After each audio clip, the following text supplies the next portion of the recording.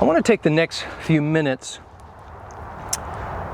and have a discussion about a regular practice of Jesus. If we're not careful, we can overlook it when we're reading through the Gospels, because we typically focus on the highlights, right? The big stuff, the healings, the deliverances, and the miracles, and those type of things. And don't get me wrong, those are very important. But there's a behind the scenes, if you will, that I believe contributed as much, if not more, to what we're seeing happen in the midst of those miraculous moments. When Jesus is baptized in Matthew chapter 3, it's the beginning of his ministry. It marked the starting point of all that he was going to do until the cross. But as soon as he's baptized, Matthew chapter 4, verse 1, we read something that if we read through it really quick, we won't pause or stop long enough to see the significance of what's being said.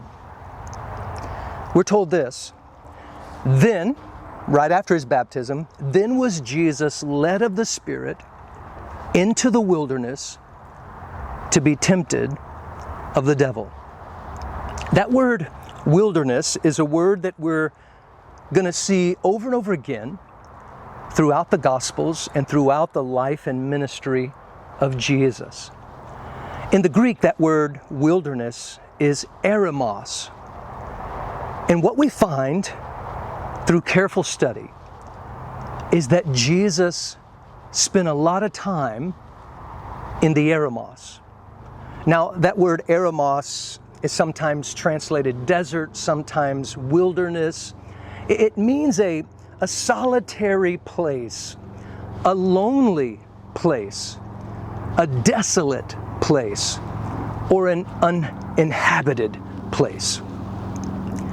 Jesus often went to places kind of like where I'm at right now.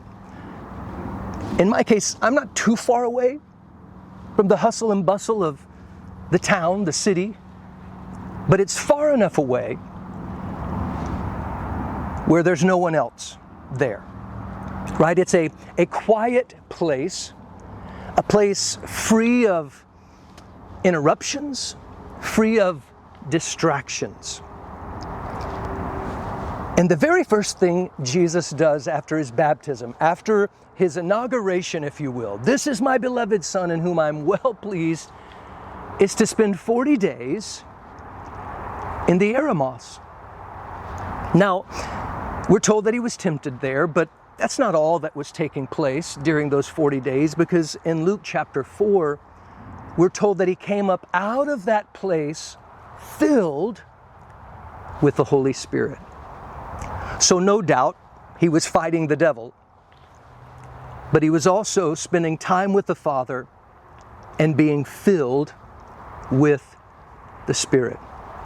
Now, later on in Matthew's Gospel, in Matthew chapter 14, we're told that John the Baptist is beheaded.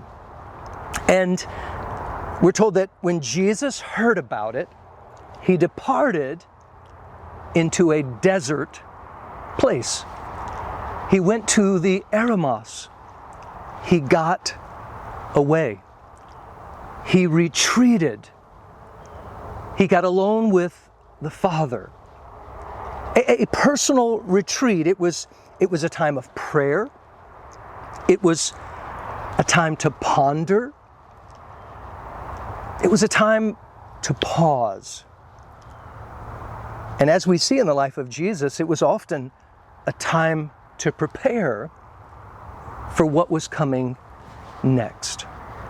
So at the beginning of his ministry, he steals away, led of the Spirit. It was part of the Father's plan for his life to spend time in the eremos. At the news of John the Baptist, no doubt his heart was breaking, he was hurting, he was grieving the loss. He took the time to go to the eremos. In Mark's Gospel, chapter 1, we're told that when the evening had come, at the time of sunset, all the people in the city brought sick people. And Mark tells us that Jesus stayed there until the going down of the sun, and who knows how late into the night, healing person after person after person, casting out devils, bringing deliverance and wholeness into people's lives. Now, I've never experienced anything like that, but as a pastor, I know how taxing a Sunday morning or a Wednesday night can be when you're trying to minister to people, trying to be in touch and in tune with what the Holy Spirit's trying to do in and among His people. But in verse 35, we're told something interesting. The very next morning, a great while before day, Jesus rose up, went out into a solitary place, and there He prayed. After this exhausting evening of ministry, He finds the eremos, and He spends time in communion with the Father. And I believe, we're not told in the Gospels, but I believe in each one of these instances, He came back full. And if we're not careful, we give and we give and we give until we give out. But Jesus understood the importance, the power of the eremos, finding a secluded, solitary place to spend with the Father. Now, later on in Mark's Gospel, chapter 6, we're told that Jesus and the disciples were just super busy. We're told by Mark that many were coming and going, so much so that they didn't have any leisure even to stop and eat. They were busy. And in the midst of all that busyness, Jesus says this to His disciples: "Come ye apart with me into a desert place and rest a while." We need to retreat. We need to find the eremos. We need to pause. No doubt, ministry is important. Being among the people and meeting needs and encouraging and teaching and all of those things were a vital part of Jesus' life and ministry. But so was the eremos. And I believe it's imperative for you and I, like Jesus, to find our eremos, to find a solitary place. It wasn't one particular place with Jesus. It was dependent upon where He was at the time and as He was in His traveling ministries. But He would find that place. I would encourage you, think about places in your community, in your neighborhood, a park, a lake, a river, the beach, whatever, your backyard. Find a place where you can get away without interruptions, without distractions, and spend time in prayer and in ponder and in pause, in preparation for what's ahead. It's invaluable to the life of the believer to find the eremos. On another occasion, Luke tells us in Luke chapter 5, Jesus heals this leper. And we don't think much of leprosy today, but it was a horrific disease in that time. And so Jesus heals this man, and wow, news begins to spread. It goes everywhere. Everybody finds out about it. And as a result, as one would imagine, multitudes started gathering and coming. And we're told that Jesus withdrew himself once again into the wilderness. And he prayed. He went once again to the Eremos, a place that he would frequent on a regular basis. We're told later in Luke's Gospel, chapter 9, Jesus sends out the 12, right? He's been training them and discipling them, and he gives them power and authority, and he sends them out 2 by 2 to do what he did, right? To minister in the community. And we're told by Luke that when they returned, they reported everything that they had experienced. And I can only imagine the stories that they had to tell. I mean, there's 12 guys. Every one of them had multitudes of stories. And we're told that Jesus took them aside privately into a desert place, the Eremos, and it was outside of Bethany,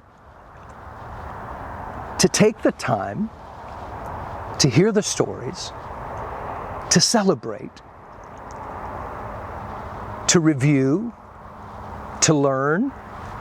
It was on this occasion that he corrected them. They were excited, more excited about some things than they should be, and less excited about some things, right, that they ought to have been. But it was a time of reflection. It was a time of reporting. It was a time of renewal. It's what the Eremos is all about. And then we're all familiar with the Garden of Gethsemane.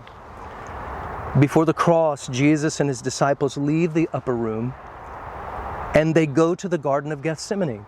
And it was there with Peter, James, and John, not far away, and then the other disciples. He's praying, he's seeking the Father, he's preparing himself for what is to come. This cup that he didn't want to drink, right? In his human nature, just the thought of it, in his sinless self taking upon sin and the burden in which that was, he finds a secluded, solitary place. He finds the Eremos, and there he prays. It was so much his practice that when Judas decided to betray him, he knew exactly where to find him. The Eremos. There were particular places throughout all of the cities that he would frequent that Jesus would spend time with the multitudes, but he would retreat. He would find the Eremos. And I just want to encourage you. As I said before, take the time to explore your city, your town, your neighborhood, places that are close to you, parks, whatever, state parks, beach, wherever you live, wherever you are, and find some places where you, in times when life is hectic and just way too busy, when you're grieving, right, suffering the loss of someone or something in your life, when you're tired and exhausted from handling responsibilities and doing what you're called to do, find the Eremos. Get away. I don't know if you can hear on the camera, but there's a road. If I kept walking, I would make it to a highway through these woods. You can't see the road from where I am, but you can hear the cars passing by. But as you've noticed, there's no one out here. It's just me and the Lord. And finding that solitary place, and sometimes the occasional plane, that flies over. But being in a place of solitude, not because you don't like people, not because you don't want to do the things that you're called to do, but because there's times where you just need to be alone with the Lord, to be renewed, to be refreshed, to review, to spend time seeking the Lord about what you're doing and your progress report like the disciples. Do I need to be making changes? Am I spending my time wisely? Am I being productive as I could be? Is there something I could do better? Is there something I need to do less? Is there something I'm supposed to stop doing? Maybe there's something that I'm not doing that I need to start doing. Maybe there's a perspective shift, right? Maybe I'm rejoicing and excited about things, well, that are not as important as some things that I should be being excited for. So find your eremos and regularly retreat. You will find that this will be one of the most important parts of your life. The people around you will think what they see is the most important part, but you will know that that's not the most important part. That's not the most productive time in your life. It's the eremos. It's the time you spend in prayer and ponder, that time that you pause from everything to get perspective, heavenly perspective, and to prepare yourself to continue mixing with the multitude and being able to be used by the Lord.